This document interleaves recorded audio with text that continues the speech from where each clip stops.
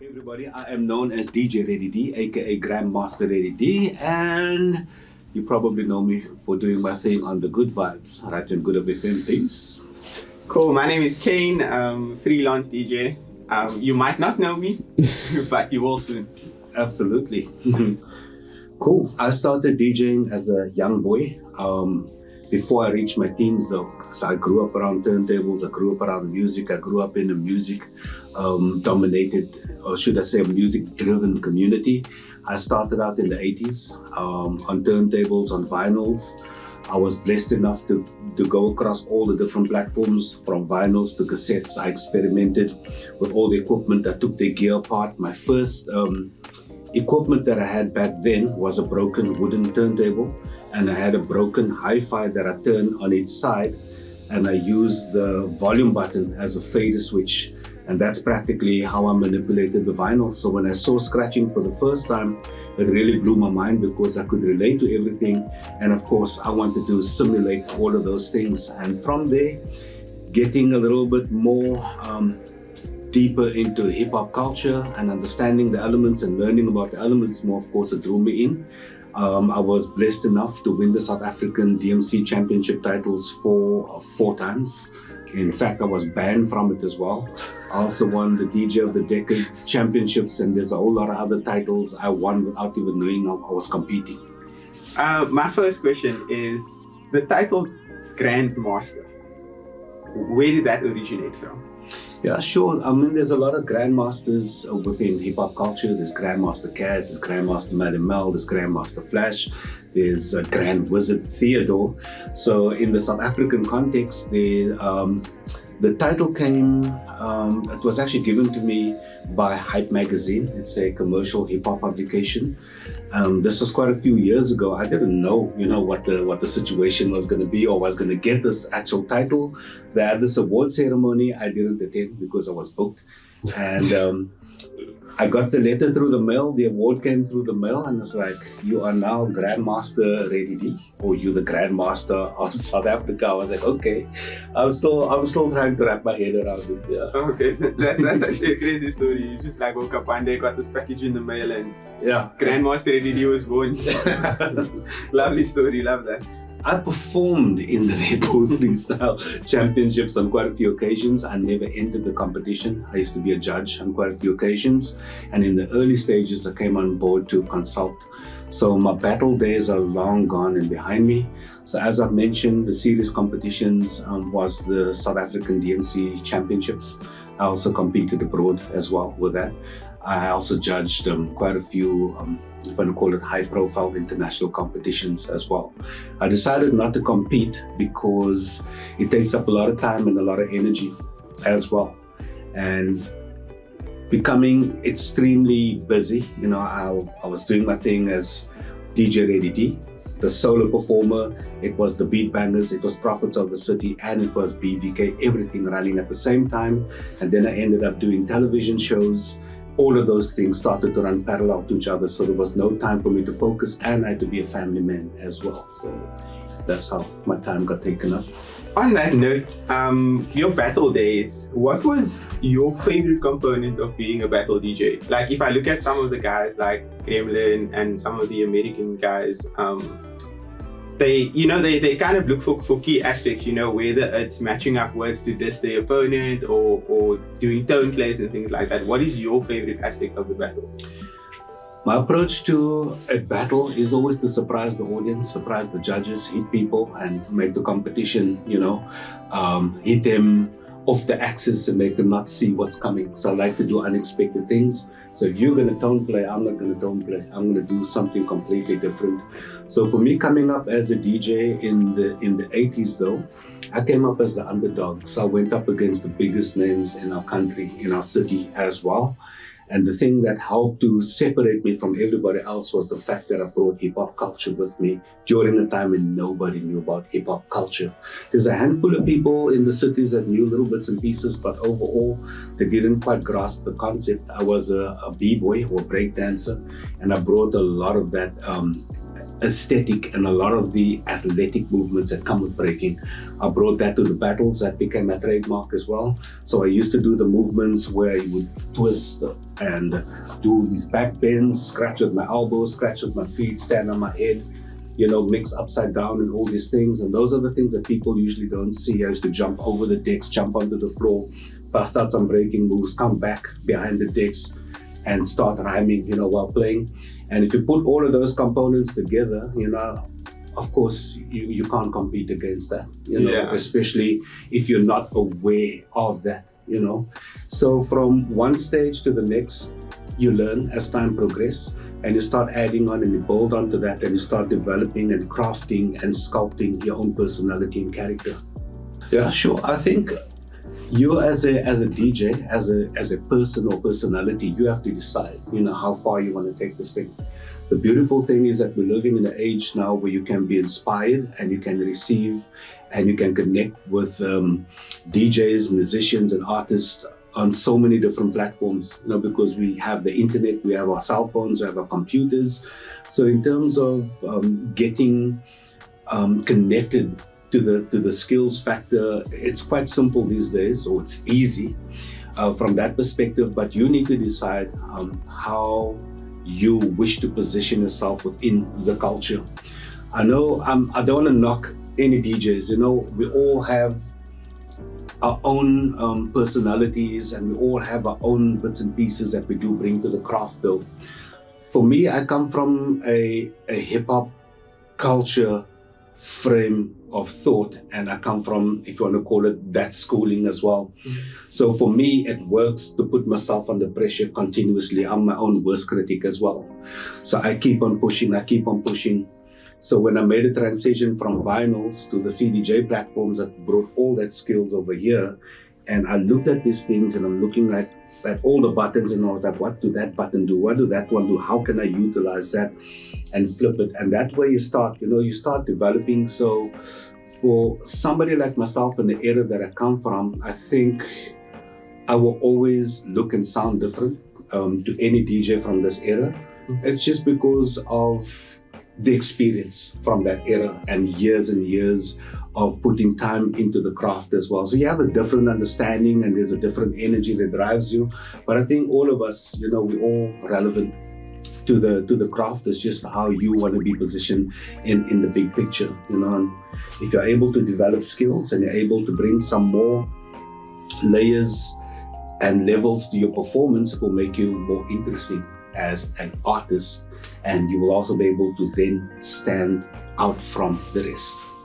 I get that. I always say that, like, it's all about how you project yourself onto the decks. Like, I'm an energy person, so I always say if you approach the decks with positivity, that's released through the speakers and it pushes out to the people on the dance floor. When did you realize that this was for you? This is what you're made for. This is what you were built for. This is what your purpose was. I came to that realization quite early in my life though. I grew up in Mitchell's Plain. There's a lot that went on in my life, as it is for a lot of kids that grow up in those areas and on the Cape Flats. We were faced with poverty, we were faced with gang violence and a whole lot of challenges that comes with growing up in a space like that. But thankfully, due to my mom and a lot of the friends that I started to hang out with and getting involved with hip hop culture and growing up within the culture, that started to change me as a human being. And that's when I knew I want to be there doing that, because the culture, DJing and everything else really saved my life. Literally saved my life from being killed one day by my own friends. So that also made me realize, Guy, you either want to be on that side of the fence and move with the killers, or you can be on this side of the fence where you can kill through your art form without drawing blood. So at that point, I was involved with DJing, graffiti art. I was just starting out as an MC. So all of those components within the culture helped me to grow as a personality as well. And I think it made my mom happier. So if mom's happy, I'm happy. You know, mom's stress levels came down when she started to realize that the sun is no more moving like with the, you know, like parents say with the Diamakayongas, you know. So. Just moving in the straight and narrow essentially. Absolutely. I want to ask similar question, but what was that one performance throughout your journey that also made you realize that, okay, I'm here to stay in this game? I think that every single performance for me is relevant though. You know, there's times when you hit a stage and there's 20, 30, 40, up to 100,000 people in the audience, then you find yourself in a space where there's like 10 people or one person, or, you know, for me personally, because of who I am, my personality, and what I've done through the years, it puts me in different scenarios all the time. That's why I value every single performance, and I always had the mentality, and I still carry that mentality. I want to share what I do with as many people as I possibly can. And I think if you dive deep, or you take a deep dive into what a DJ actually do, or a technical DJ in that sense, or should I say hip hop culture DJ do, it's fascinating. Because remember, the turntable, it wasn't meant for scratching, it wasn't meant for beat juggling and doing the things that we do. It wasn't built and engineered for mixing. It is through hip hop DJs that developed all of these skills that things started to evolve. And as your skills improve, companies would then engage DJs and build the equipment according to what the DJs needed at the time. And many moons, or should I say many years later, these machines came along as well, and they're still being refined as well. So in terms of doing something on a turntable, doing the mix, manipulating all these buttons over here and controlling the sound frequencies to come up with something different that people haven't heard before, I'm still fascinated by that. You know, I'm still trying to find new ways, you know, to piece music together and to do interesting things with music. Even for me, like in my young career, like a lot of people always ask me, what do you do? Like, how do you not get bored? You know, you play clubs every weekend, you see the same faces, the same sounds and stuff like that. What do you do for yourself to keep yourself motivated? And I always say, I try and innovate it for myself all the time. So if I'm playing a song in a certain sequence and I've played it twice for that one weekend, you know, I switch up the sequence. I go throw a different song, you know, I throw a different acapella in just to switch it up and to get a different sound.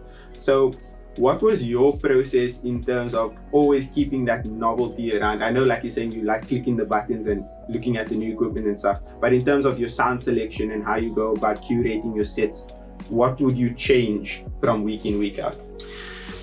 In the ideal situation for me, in terms of where I'm right now, if I had the opportunity, you know, to play all these different festivals where I can play different genres of music, for me that will be the ideal.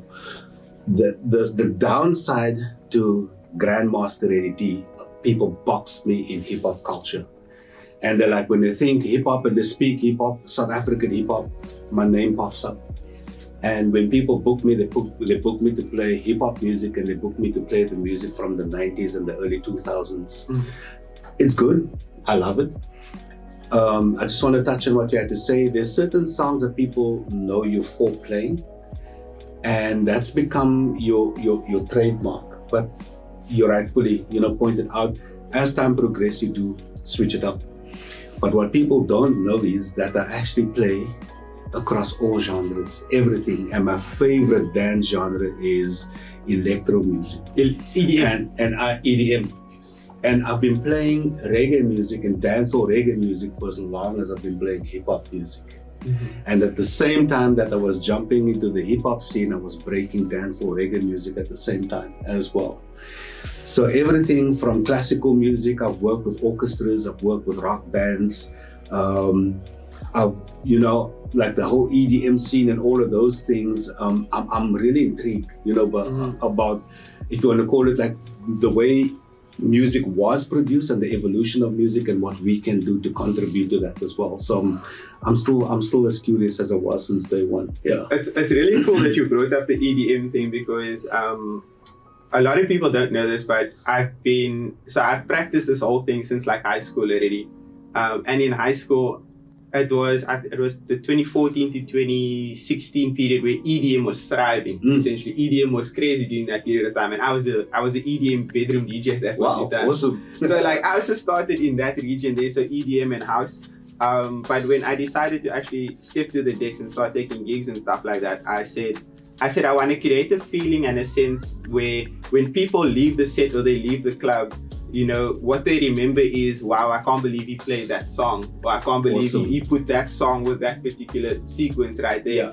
And that's when I was attracted to hip hop and R&B, but more so late 90s, early 2000s because of the nostalgia evoked to it. Because I believe in when you can bring nostalgia out of someone, it's easy for them to remember what happened. Awesome. So that's why I started that. So when it came to your career right now, like you said, you don't necessarily have the opportunity to play these different genres.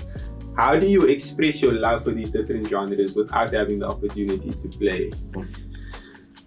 I usually put all these mixes together, you know. Thankfully, we got the internet and we got social media. We'll mess around with all these different sounds and experimenting. I think I managed to press quite a few nerves with Amapiano music. People hated me on Twitter for scratching on Amapiano and beat juggling Amapiano about a year now, nearly 2 years ago. I put out this video and it was like a whole love-hate type thing. You know, I'm okay with it, you know. So thankfully, I got the radio show as well. So there's days when I'll flip the mix as well, and I'll go into the EDM arena as well. Yesterday, in fact, I played a little bit of dancehall, reggae, and Moombahton in the mix as well. And for me, it's still continuing, you know, with that approach to what you do, and taking advantage of whatever platform you can get. And recently, I did a couple of mixes for UK radio stations that reached out as well. And interestingly enough, the one set is, they wanted me to mix up Amapiano the way I would mix up a hip hop set. You know, so they wanted me to scratch over the music and all of that stuff. And I'm like, wow, cool. Okay. Well, you're asking for it. Absolutely. So. The interest is there, and, you know, people are ready for that. So for me, those are all things that keep me motivated and inspired as well. So any opportunity, you know, just to jam and do something different and fresh for people, I think, I mean, I'm sure that you'll feel the same way. You'll take advantage, you know, whether it's in a club, whether it's radio or whatever platform, you know, we'll go out there and do what we need to do. Yeah. Another thing, so like you said, you go out there, you take advantage of the situation. So I do this thing where when I'm playing, I'll glance up at the crowd and I'll look at certain song selections and I'll be like, I know it's not going to work, but I'll test and try it anyway. Yeah. And sometimes the reactions are really nice. Sometimes they fall a bit flat. But besides that, I actually want to talk about the very first time that I watched you live. It was at Air Max Day last year. It was at the Lemkes Exchange building. Oh, got you. It's exactly a year ago. Basically a year ago. Yeah. You do this thing when you have your set, right? You take the last 10 minutes and you introduce the people to turntablism, and you do your, you know, you have. I feel like it's a thing that you do where you go and you scratch and you show people what it's about. Like you even call the crowd closer, and I was literally like this far from you, watching you, scratching and doing the thing. And I was just standing there and thinking to myself, like, obviously this is years of practice, years of training, perfecting your technique and going into it. But like, is that something that you ever thought that you'd put into your game, you know, when you take that last 10-15 minutes and you introduce people to the art? Was that something that you knew you were going to end up doing? Yes, I did. And the reason why I bring that component into my sets is because I built my name off that type of performance through the competitions as well. So people wanted to get a sense of who DJ Ready D is and what's the hype behind this guy and whatever the case may be. So now's the opportunity for me to break away from the set, and I'll now give you the opportunity to kind of get an opportunity to see a different DJ Ready D. And a lot of the stuff that I do within that set are all foundation pieces, and if you want to call it like tradition pieces as well. So there's little snippets of things that I did in the 80s and the 90s as well. But because of the gear, I can switch it up, and kind of recreate the pieces, make it fresh as well. And as soon as there's a new technique that I managed to learn, or there's new things that I developed, I throw that into it as well. So yes, it's a foundation set, but it's always evolving as well. So for me, that also helps people understand why this guy is who he is. And for me, it's very important for people to understand that a DJ like myself and whoever else is out there, if people are making a hype, it's worth a hype. People are not just flapping their mouths, So that's kind of my mentality as well. So in other words, like we're saying, Cape Town City to an 8,000 base. You can't just stand and talk about it. Yeah, sure. But I'm not sure if there's anything I can teach him. He's pretty good. I heard him play. I heard him warm up over here, and he's pretty much on his way, and it seems that he's established. But I mean, there's a whole lot of things. Is there anything that sparked your interest? And to be honest with you, the biggest hurdle for me right now is scratching. I have this it's a weird belief. I always say that whenever a DJ can scratch, they're automatically better than me. I don't want to hear anything. You're automatically better than me because you know how to scratch. Because I always, especially for what I do, I'm a hip hop and R&B DJ. Yeah. And I feel like, the scratching is the fundamental of that particular sport, And obviously I watch battle DJs, I watch people like you and Gremlin, a lot of the guys who are my peers in the scene. I watch them also, and a lot of them can do, whether it's a basic baby scratch or flare, they got that in their game and they can add it in there. So scratching is something that I definitely want to add to my arsenal. Okay, cool. So I mean, how developed are you in scratching? I'm sure you... I got a baby scratch at best. Okay, let's hear your baby scratch. Can we take it from there? Okay. So do your baby scratch and then you release it. Let the sample play. Okay. So now do your baby scratch. Let's go back to the beginning of the sample. Cue it up, yeah. Do your baby scratch, release it, and then spin it back to the beginning of that sound. Okay, sir. Yeah. Okay, cool. So here's something for you to work on. So do you work with the crossfader? Oh, okay, cool. Okay. Let's activate the fader. So in terms of the baby scratch, this is something that will really help you. I'm sure, whenever you cue up the song, you're spinning the song or the sample back to the beginning, yes. Right? So that's already the foundations of the baby scratch. So your baby scratch is a faderless scratch, and that's what Kane just did now. So now something for you to practice is what we will call a cut. So it's a combination of a baby, and all we're doing is turning, we're opening up the fader, scratching, release, and close. You bring it back. Yeah. And then I'm just gonna loop it.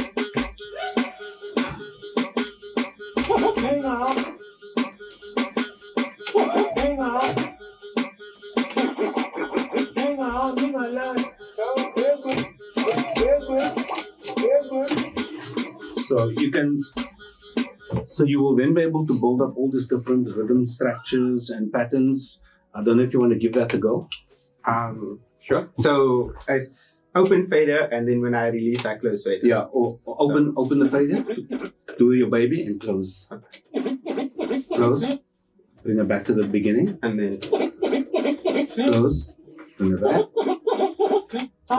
Okay, so now so when you practice this right, take your time with it, don't rush, and also try to relax your hand when you're doing the baby scratch, because when your hand is relaxed, it means that you'll have more control over the sample as well.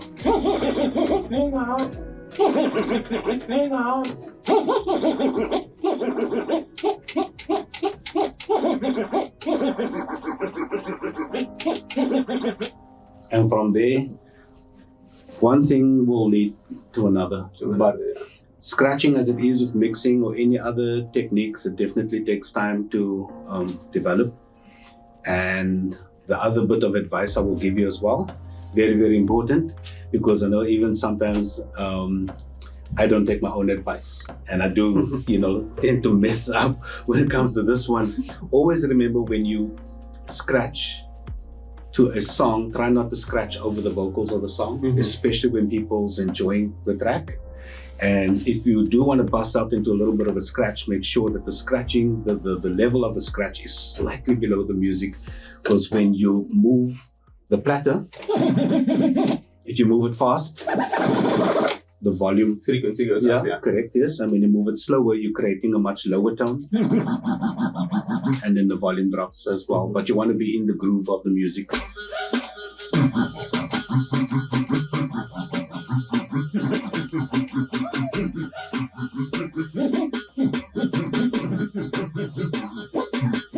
DJing, music, art. For me personally, I believe it gives you a tremendous amount of power. You are able to control people's emotions with it, as you know. When they're dancing in the club, you can take them up, you can bring them down, you can keep them on a mid-range. On a philosophical and a spiritual level, I firmly believe, this is my personal observation, don't have to be yours, or my personal feeling, it's a gift from a higher source. And within hip-hop culture, we have one of the foundations or the elements known as knowledge of self. So the culture encourages people to exchange, to learn, and to teach. So that's where the whole development aspect comes in, and the knowledge of self. So if we understand hip-hop culture at a very, very deep level, it is there to unite people, to unite communities, and it is there to make sure that we as people and humanity are able to move forward. So we have all these other elements, and we've got the musical aspects right now because it drives our emotions. It gives us this opportunity to connect with one another. And once you're operating on that level, in terms of sharing whatever experience and knowledge that you have, I feel it's extremely important, and that's what the culture encourages. Yeah. I get that. That kind of ties into one of my own philosophies also, especially when like newer guys in the scene come and ask me for advice and stuff like that. I'm anti-gatekeeping. I don't know if you know the phrase in our scene. Yeah, of course. I'm anti-gatekeeping. So I'm always willing to share information. I'm always telling you what this does, what that does, where you can get music from, what's the best places to get music from, and these types of things, who to speak to if you're looking to get a break into the scene. So that's something that I believe in as well, like you're saying, with self-knowledge and passing on that knowledge to other people. Yeah, absolutely. Similar belief. Definitely. And I mean, it doesn't help to try and hold on to things as well, because there's a million other people out there, that also have the skills and also have something to offer and to share. And once again, I just want to go back to what I said before. It comes down to you as an individual and as a human being to decide how you want to be positioned in all of this, and also how you would like to be remembered as well. Do you want to be remembered as that stingy person, that stuck-up person, that person that think that he or she is bigger than the music? Because I always tell people this: one day we are going to be lying in our graves, but the music will continue. The art will continue, life will go on, other DJs will come through the ranks, things will just continue. And if that is not enough to humble you, then of course there's a big problem. Obviously, you're one of the pioneers of hip-hop culture in, I would say, Africa as a whole, even in the world. Wow. And I always remember, aka shouted you out, aka shouted you out on his song with Youngster, Rarity, POC, pioneer of the culture. Yes. It's a very memorable bar. So I just want to know, what do you think of our local hip hop right now, especially in Cape Town? There's a lot of guys that I can name drop: Simulation Raps, K-Kid, Orish, Spyro. These are guys within our hip hop sphere right now. Who's pushing music in a very different way. Like even the sample that you showed me some scratching on earlier. That's a vocal by Simulation Raps. What's your take on our hip hop scene at this current moment in time? I'm very excited about the scene. I'm super optimistic as well, especially out there in Cape Town City. The scene is extremely diverse. About 5 years ago, I could probably tell you who was who in the culture and in the scene.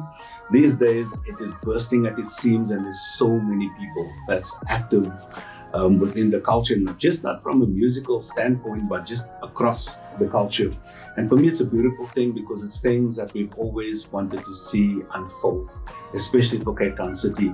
So we have a massive scene, where people are still bringing through the creative aspects and the consciousness. That excites me as well. We have a huge, like they say, Afrikaans rap scene as well.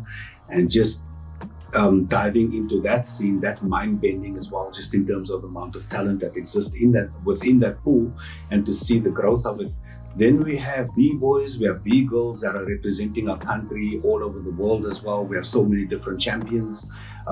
We have activists, we have people now within the academic circles as well. They're writing books, they're developing the first ever Afrikaans dictionary, and all of that comes from hip-hop culture, it comes from within the culture. So we have all these people filling up all these different spaces, and for me it's really beautiful. We got doctors out there, we have psychologists out there, we have critical thinkers, all people coming from out the culture, businessmen, businesswomen as well. So it's pretty big and it's pretty deep.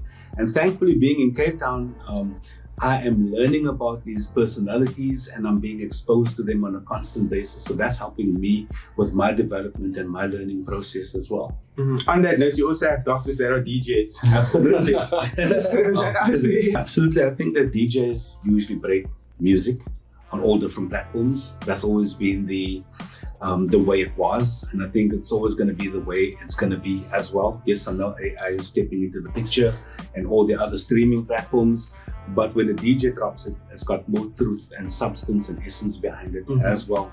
So if we're able to push, the local music, I think it's a big thing, especially for the artists as well. And I feel that South African music, and I just want to get back into the whole hip hop realm and things. I think within that space, more of our artists actually need a break. There's just so much talent out there that needs a platform.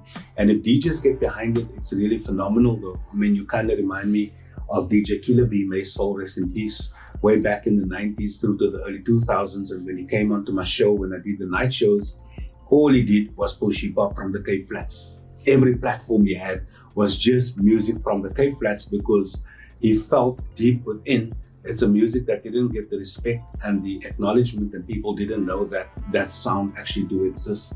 So from that perspective, yes. And then from the artists as well, I know we can't preach to you, we can't dictate to you. It will actually help if there's artists within the pool that have a different sound as well. As an example, we tell people, if you want your music played on the Good Vibes of DJ Ready D or Good Up FM as a station, listen to the station and listen to what they play. Be strategic about it, and you drop a song that will fit on that platform. If you're targeting community radio or campus radio, then you target that audience if you wish to do so. So for me, it's also it's two ways. You as an artist have to be tactical as well. I always say, especially with our local hip hop, because there's a vast difference between like Joburg and Cape Town, for example. Like in Joburg, there's a lot more love for local hip hop than like in Cape Town, for example. Like I could drop Cape Town artist songs in a set, but it might not be as well received as what it would be in Joburg, because a lot of our Cape Town artists get crazy love in Joburg. So as a DJ, and from a DJ's perspective, how would you look to shift around that challenge to continue showing love? Like for example, I still show love to Cape Town artists when I drop one of their vocals over a recognized beat, because I feel like people in the crowd would still recognize the beat and jam, even though it's a South African artist playing over it. It's somewhat of a cheat because you're not really fully exposing them to that artist. So as a DJ, what would you recommend we potentially do going forward to still push that sound while still keeping that crowd engaged and keeping the energy? Sure. No, I think that you're onto a good thing, and you're also being creative about it as well, which I think is very important. And also you're thinking out of the box. So for me, that's really cool. I don't think that you need to be too hard on yourself or be, try to get too deep about the situation as well. Because if you are playing in a commercial club arena, that's what people pay to hear when they come through the doors as well. So you have a job to keep the flow going, and I know that you feel obligated to teach the crowd as well, which is cool. If you're able to pull that off and still keep the crowd going, then of course, you've reached a certain level of creativity and maturity within what you do as that performer. And there are events and there are areas where people are receptive to that. As an example, if you go to the park jams out in PV, if you go out into Easterub and all these places, then you can drop Cream Machine all day, every day, and you will have like 300-400 kids rapping their lyrics word by word. They know everything. The same for the likes of your Matt Levi's, your Cultures, and all of these kids. There's definitely an existing scene. So for us as well, it's also just a case of trying to get ourselves a little bit more connected and educated about all these scenes that happen. And where my eyes opened one year was when I went to what's known as the KKNK Feest out in Oudtshoorn. And that festival was actually dominated and headlined by a rapper called Grandmaster. When I went to Oudtshoorn, the first day of the actual event was done inside the community. Grandmaster got onto that stage and he started rhyming, and I thought I knew Grandmaster's music. That day, I was taught a lesson, and I was exposed to the shift happening within music in Cape Town. He performed for about 20 minutes, and every single song that he performed, including music that I did not know, everybody was freaking rhyming and jamming. Nearly 5,000 people in that space, losing their nuts, people jumping onto the stage. And then at the main event, Yamal, of course, headlined, but then he brought Cream Machine out as well. When Cream jumped on the mic, there was 15,000 people losing their minds for the Creamers. And so, the scenes exist. And also, if promoters, if radio stations and all these other platforms are aware and conscious of it, they'll create these opportunities for the music to shine other than where it actually lives. And then just lastly, the king of the dancehall, the guy that pioneered and created the biggest shift, the biggest name in hip-hop and dancehall reggae music in our country from the Western Cape, is Bliksemstraal as well. People don't know Bliksemstraal, but when you go into the community and the Bliksem song plays, game over. Same energy you get at Ultra, same energy you get at the Vortex, whatever, same energy. These guys will rip it to shreds. So if you, no disrespect, if you put the big name rapper in the hood with the Cream Machine, I'm sorry, my friend, you're gonna lose. With all your big hits, all your big commercial radio hits, you're gonna lose because the people love the local heroes. Fruitful, to say the least. I think for me personally, whenever there's a saying that goes, don't meet your idols. I can personally say that I've had a beautiful experience with everyone that I've looked up to in the game. You today, Calvin, aka Gremlin at previous times. And a lot of the times when you have these types of situations, you're usually shy, you're scared to go up and approach like people that you look up to because you're afraid of what your interaction with them might be. Today was beautiful. Thank you so much for having me. Thank you so much for sharing your insight. And again, thank you for just the insights on the baby scratch and how to build on that fundamentals. Definitely something I'm gonna have to go and practice to add to my arsenal. And just picking your brain essentially, one thing that I realized today is that as DJs, we are the same. We all go through the same struggles of wanting to get onto stages and not being able to, and wanting to play these different events and stuff like that. And to hear that someone of your stature also goes through that has really brought me to this little space where, like you said, don't be too hard on yourself. So now I can go and, not take it easy, but essentially tell myself you're doing great right now and you will eventually do better. But take your time and, respect what you're doing and appreciate what you're doing. So thank you again. No, thank you for agreeing to do this. I mean, I get an opportunity to learn as well, because like Kane have pointed out there, it's different when you actually have the opportunity to meet a person as well. You get a better sense of who they are, where they're at, and you are correct in all your observations and what you've said. And things happen in stages as well. Everything as it is within life, you'll find the high, you'll find the low, it will dip, you go onto the highest of heights and highs, and whatever the case may be. It's just a part of the human experience. So it's actually okay. But as long as you got something that nobody can take away from you, you got music, you got the passion for it, and you have the opportunity to make people happy, and you are committed and you want to build on that. I mean, that for me, that is really a beautiful thing. And I definitely want to wish you all of the best, because for me, I take advantage of every opportunity to learn. So when I hear him play, the last time I heard him play in a commercial club in Cape Town City, it was a great experience. Apart from enjoying what he does, for me, it was always learning about what is happening and what's banging. Yes, I've been around the block for many, many years, but you can't always know everything as well, and this era and this generation of DJs have a different approach and a different thinking around music. So I learn from them, and I learn how I can use that to actually make what I do much better. And in closing, I think we need to jam. We need to jam and get this baby scratch sorted out. Let's jam it out. There we go. So in saying that, what I would advise you to do, if you're able to get a nice little boom bap beat that's not too busy, instrumental beat with a nice tempo of 92, between 92 and 94 BPM, that is actually a really good tempo to jam to, and then from there, you can work your way up and you can work your way down the tempo scale. But this is just for exercise purposes. Right. And right, that little sound there, this is a traditional hip hop sound.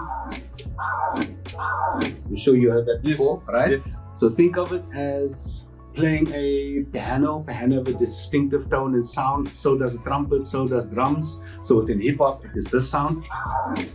And we can take this sound and manipulate it in so many different ways. So you can gooi, baby to a scribble, baby to a military, to a transformer, to a little bit of a crab, to a flare, maybe a 2-click flare, maybe an autobahn, and to a beat.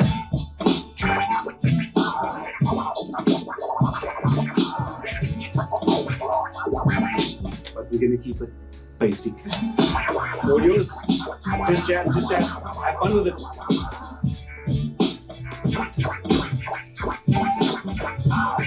Here we go.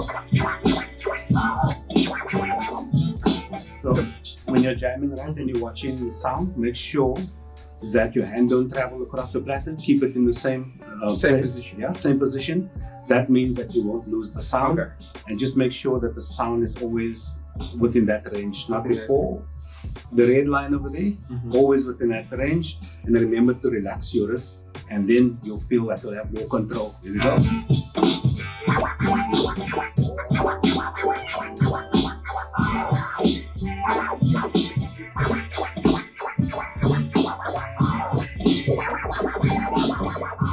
Here we go.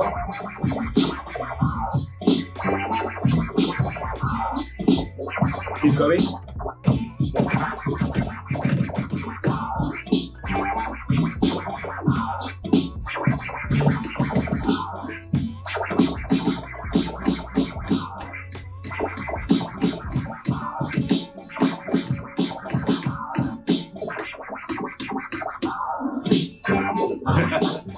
Like just keep it moving, keep it going back and forth slowly. Just keep that going, keep that going.